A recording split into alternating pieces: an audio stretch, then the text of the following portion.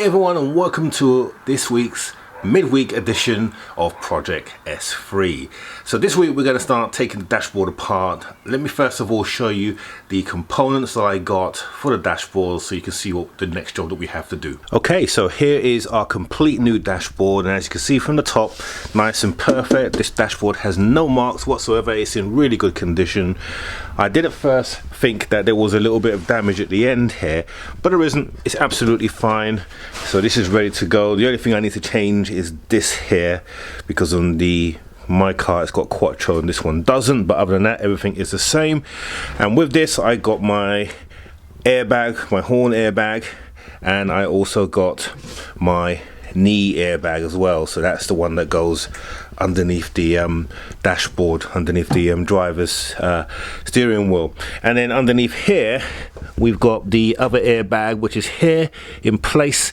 So we just need to take the old one out and then we can get this new one in. And it's really good having this here because I can see all the reference points, all the screws that need to be removed as part of this installation, and that way it just makes it a lot easier. And of course when you look at the top here you can see a major bolt here, but there's nothing in the back here, so it should be relatively straightforward, but then I always say that and it never is. So let's crack on and let's start this taking the other one out of the car. Okay, so as you can see I've started taking out the lower panel. You can see the airbag, the knee airbag, and how that's deployed down here. So we need to take that out, but that's pretty straightforward. Just 3 bolts and then the whole thing will drop off, and then we'll just disconnect it. This steering wheel is slightly more complex. There's supposed to be a little tag around here. There isn't, so we'll leave that till last. But we've taken the cowling off and that was pretty straightforward. So now we've got to start taking these off. So we've got a bolt here that we need to undo, and then underneath here we've got 2 bolts to get to the dash clocks, so we need to take those out as well. I'm going to find a strategic place to place this camera so I can show you me taking this out.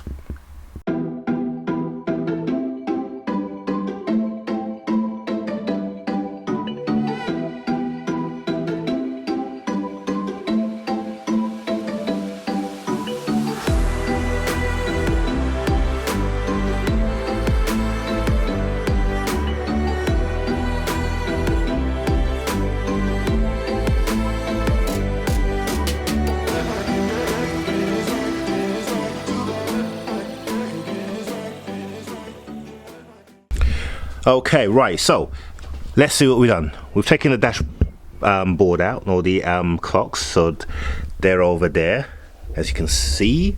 They were quite easy, just 2 bolts, 1 and 2, and they come out, and then there's a little center bolt in the actual panel, so that's out. And then we've managed to take this column, bear with me for a second.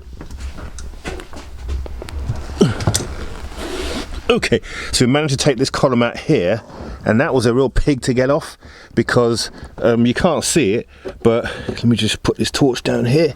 So here you've got this little groove, so you have to basically, you take out the little, I'm sitting on my sign, that's why I'm, right, so here it is here. So you have your, if you imagine that's in place over there, then the first thing you've got to do is you've got to take out this little slot here that's falling out, this one here. So you basically click that out, and what that's got is a little it's like a little pen, and it pushes through onto here and pushes this little spline out here, which keeps it in place. So you've got to take this out. Once you take that out, you then have these little bad boys here. Now this is the crucial one here, because what you have to do is when it's in place you've got to slide it up, and then that comes here, and then that allows you to pull it out. If you don't slide it up, you cannot get this out. And I've been wedging away and trying to get it out, and then finally I realized that this little slot existed. So you pull it up and then that comes away. And once you do that, once you take that away, you can then get to a little 10mm nut that's down there, and then that basically loosens that whole side up there. So pig of a job, but it's out now. And most importantly, this is all intact and hasn't broken, which is great because I can put that back into place. So we'll put that out of the way, and then we'll get onto this side. Still haven't figured out how to take this out yet, but I'm gonna assume that this just pops out and then there'll be a bolt to hold that in place. And of course, let's get there. I've got to get all of this out as well so I can loosen that up. But it's coming away. It's coming away gradually, and we're getting there. And yeah, once we get that out, we can then get the new dashboard in. I've got to take this out, the glove box out as well, but got to take the car out of the garage for that. And so what I'm trying to do is do as much as I can inside before I get to that place. So we'll carry on, and then I'll show you where we've got to. Okay, just gonna get this out here. Here we go. Right, so that's that out. Just got to unclip these cables at the back here, and then that's the air conditioning control out and sorted. So that's another thing out. Good. Okay, progress. We're making progress.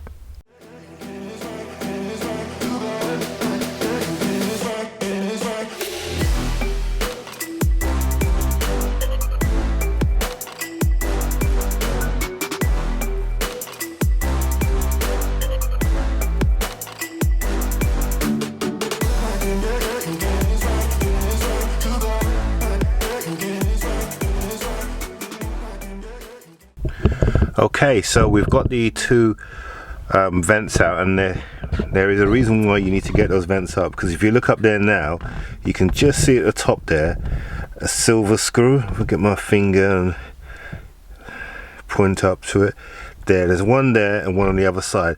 So those two screws are what holds the MMI screen in place. So once we get those removed, then we can take that screen out the top there without damaging it. So we'll do that now, and then we should be able to put the screen away in a safe place, and then that's another job done.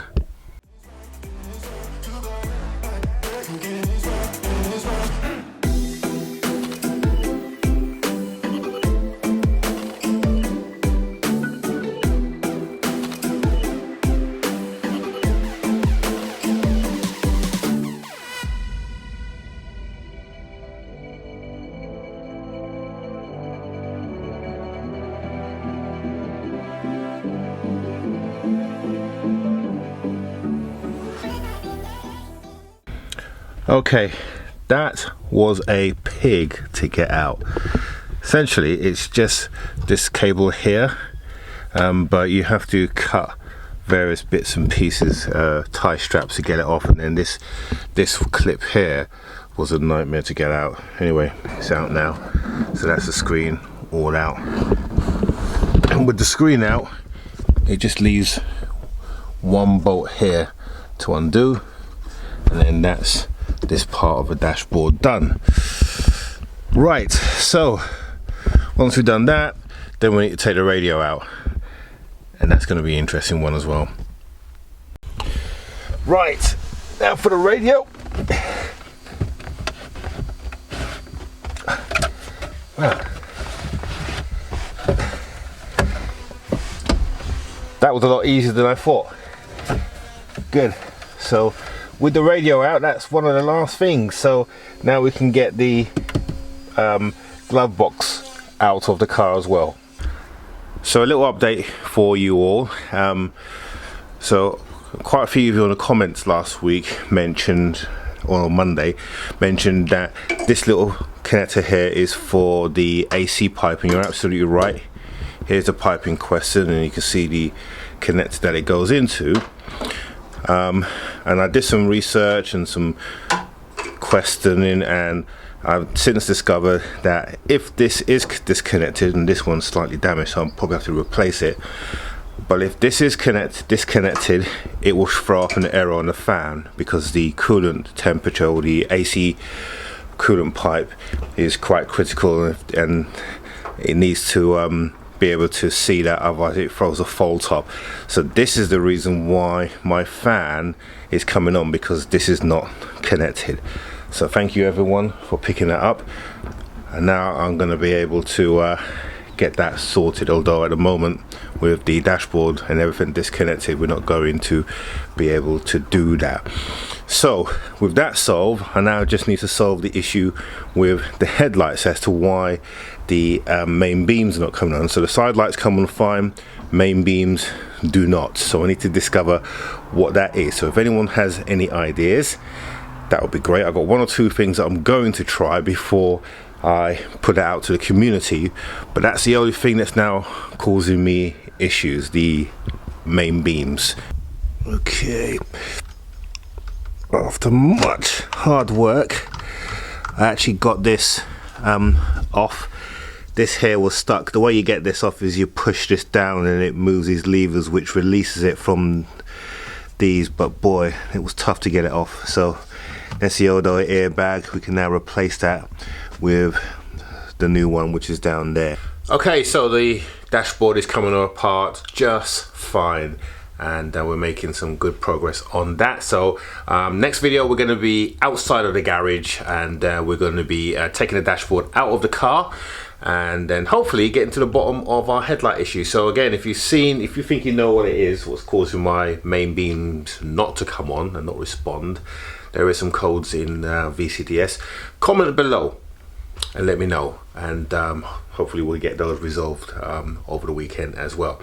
So that's going to be it for today. Don't forget to subscribe down here, guys, and thumbs up if you've enjoyed this video, and we will see you on Monday. Have a good weekend.